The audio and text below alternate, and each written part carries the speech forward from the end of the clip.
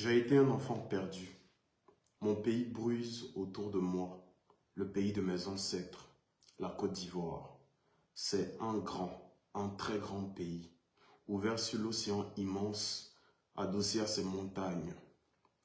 Un pays de la diversité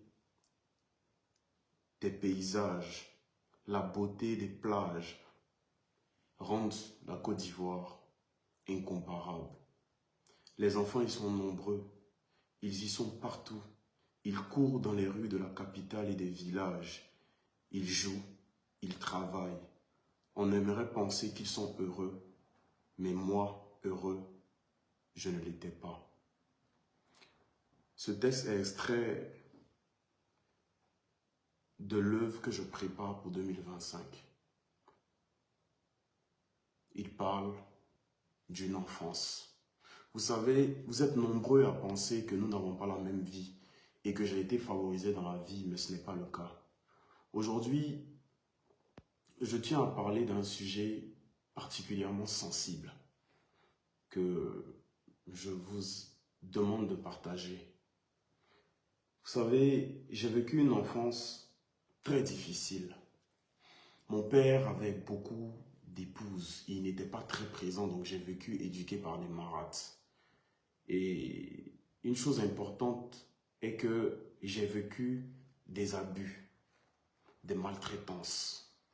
J'ai été exploité par ces marâtres-là, frappé. J'ai eu le fémur brisé. Contrairement aux autres familles polygames, c'est que mon père n'avait pas ses épouses dans la même maison. Donc chaque épouse avait sa maison et mon père n'était pas constamment présent. Et donc j'ai vécu des maltraitances causées par ces différentes épouses qui sont mes marâtres. Le problème est que dans cette histoire que j'ai pu vivre, les marâtres changeaient. Les marâtres ont beaucoup changé, mais les maltraitances n'ont pas changé. Je me souviens qu'à une période, à une époque, je crois que j'avais 10 ou 11 ans, je ne mangeais pas à ma faim. J'étais donc contraint de me rendre dans des commerces. Je voyais des femmes qui vendaient de la nourriture et je leur disais que j'avais déjà payé et que je voulais qu'on me donne mon repas. Et ces femmes s'interrogeaient, mais tu n'as pas payé? Si j'ai payé, j'ai besoin que tu me donnes mon repas. Certaines se rendaient compte que c'était un enfant qui ne mangeait pas à sa faim et qui avait besoin d'être nourri. Et pour d'autres, il avait peut-être payé.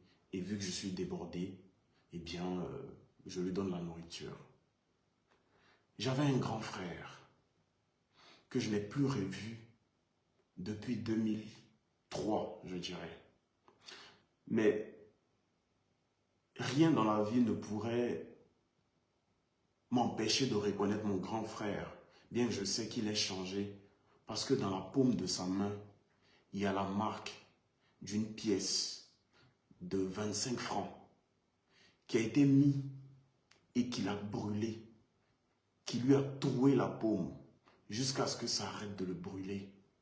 Parce qu'il volait parfois des fruits, parce qu'il volait parfois de la viande, parce qu'il volait parfois des sous, parce qu'il ne mangeait pas à sa faim.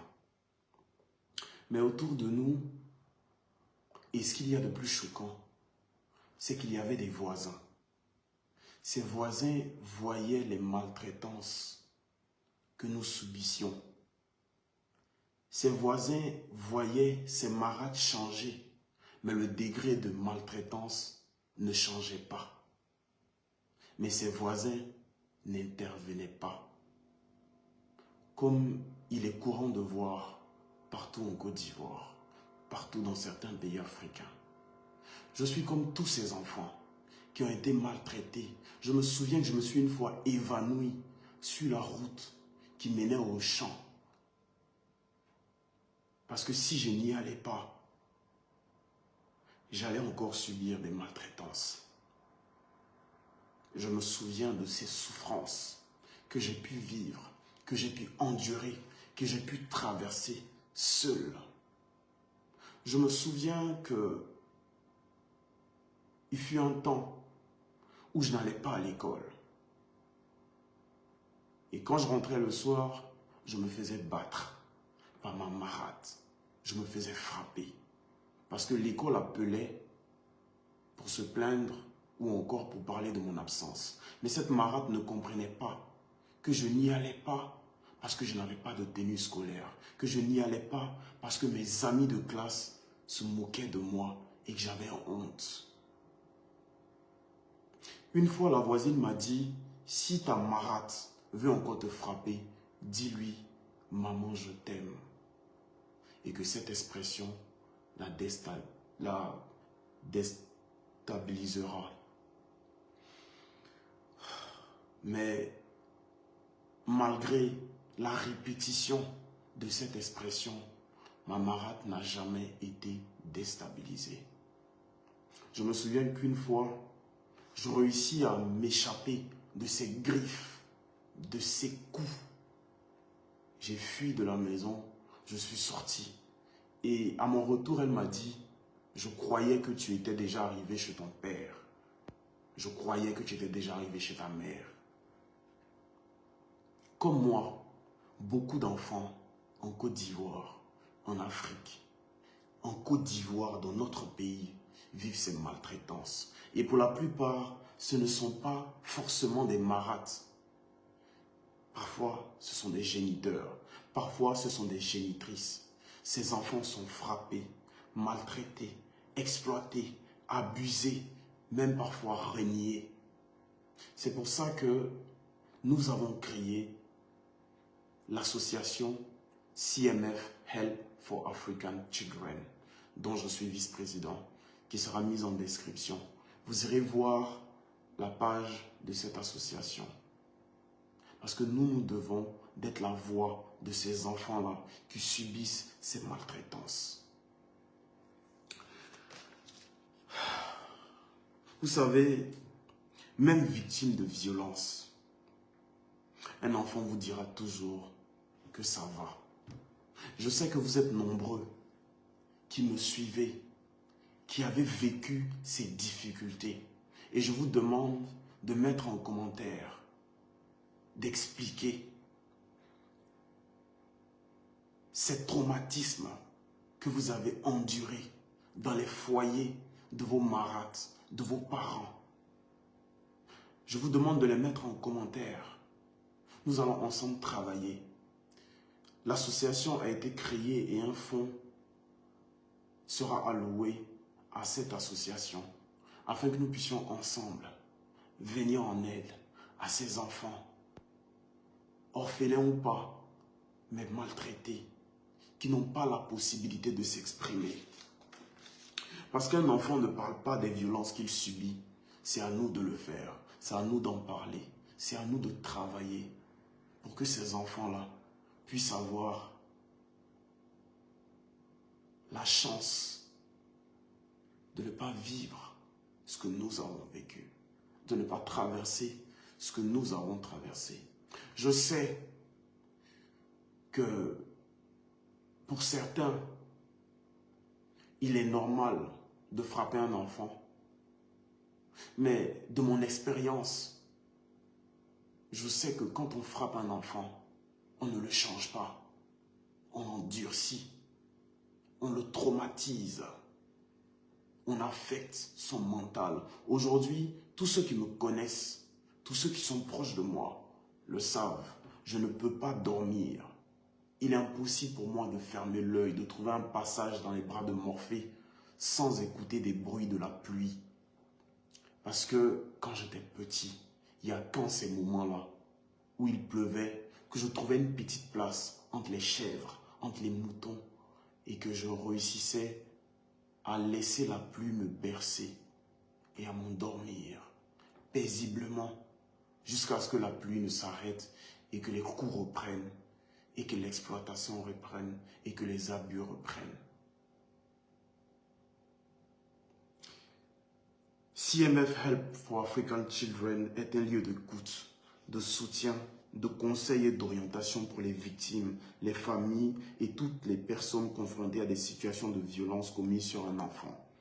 Il permet de recueillir toutes les informations concernant un enfant en danger. Nous allons mettre en place un numéro vert.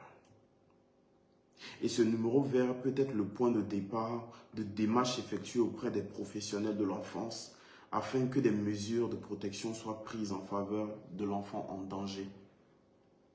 Les familles, les voisins, tous ceux, que vous soyez jeunes, âgés, voisins, proches ou lointains, n'hésitez pas à dénoncer des cas de violence faits sur des enfants. Ce sont des enfants qui ne peuvent pas s'exprimer, qui ne peuvent rien dire. Pour ces enfants-là, c'est normal d'être battus. Laissez en commentaire ce que vous avez pu vivre. Laissez en commentaire ce que vous avez pu traverser. Partagez pour toucher des personnes qui ont pu vivre, qui ont pu traverser. Et ensemble, dénonçons les violences faites aux enfants. Combien d'enfants aujourd'hui meurent sous les coups de leurs parents en Côte d'Ivoire?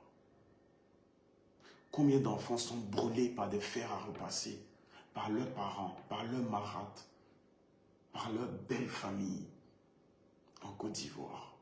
Combien d'enfants errent dans les rues parce qu'ils n'ont pas de foyer en Côte d'Ivoire? Il ne s'agit pas que de lutte pour la jeunesse. Il ne s'agit pas que de lutte pour la construction de jeunes entrepreneurs, de jeunes puissants. Il s'agit de construire un cadre paisible pour nos enfants, pour nos petits-enfants. Aujourd'hui, vous êtes en vie.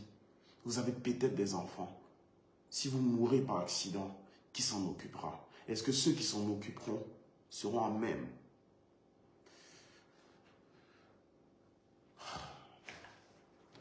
Est-ce que ceux qui s'en occuperont seront à même de les traiter comme vous le souhaitez, de les traiter comme vous l'avez fait?